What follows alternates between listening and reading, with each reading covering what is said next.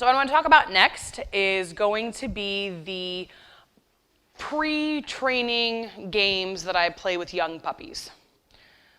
So I mentioned before that if someone comes to me with an 8-week-old puppy, they get set up on the puppy program, and that includes a lot of different things. So all of our engagement work, all of our obedience work. They also get an introduction to puppy-sized agility equipment and to the nose work setup, the scent work setup, in addition to all the obedience and the house manners and the handling and all that good stuff. So ideally for me, if I have an 8-week-old puppy, twice between the ages of 8 weeks and 16 weeks, I want to play the little games that we're about to play. And it is essentially the same thing we've been doing. It's the shell game with open drawers, but it's a puppy. So you might have to stay on the ground the entire time. You might not be able to stand up and do your readies. So when Dusty was here this weekend, she had her little border collie puppy, little tiny cute little 8-week-old border collie puppy, fresh off the airplane. So I literally was on my knees doing all of the freebies and all of the readies. And then when I hit it, I walked backwards on my knees while the little puppy was searching, because she's a border collie puppy who's spatially sensitive and was brand new to Dusty. So you just have to be even more careful about not overwhelming a puppy, not making it too hard, not looming over them. Little teeny puppies tend to get into the drawers. It's the cutest thing ever.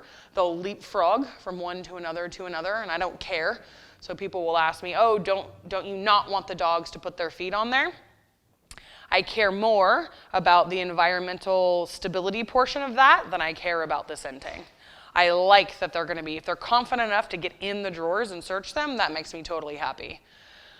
So I just do 2 sessions of this. Again, I already explained why I don't, for myself personally, start young puppies in formal detection. I want all of those other things in play. I want my engagement, my relationships there, my recall. I want all those kind of things before I start telling my dog or puppy, ignore me, use your nose, climb into cabinets, scale up walls to sniff things, right? So I want to plant the seed but not make them completely nuts about it. And since I started doing this, dogs 100% remember the drawers. So I might do a session at 10 weeks and a session at 12 weeks, and the dog comes back at 8 or 10 months old, walks into the room, sees the drawers, and lights up. They know, they absolutely remember that that's a fun, happy place to be, where they're very successful and there's a high rate of reinforcement. And so it helps greatly when you bring the dogs back in as adults.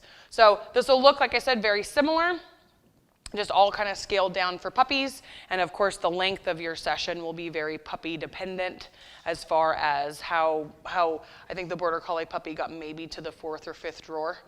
That's it. And that's probably the last. I might see Dusty one more time between now and again, so we might get another session in. But my goal for the puppies is not to get them all the way around like the big dogs. I just want them to have a positive experience here. We do a lot more petting, a lot more talking, a lot more physical interacting with the dogs when they find it.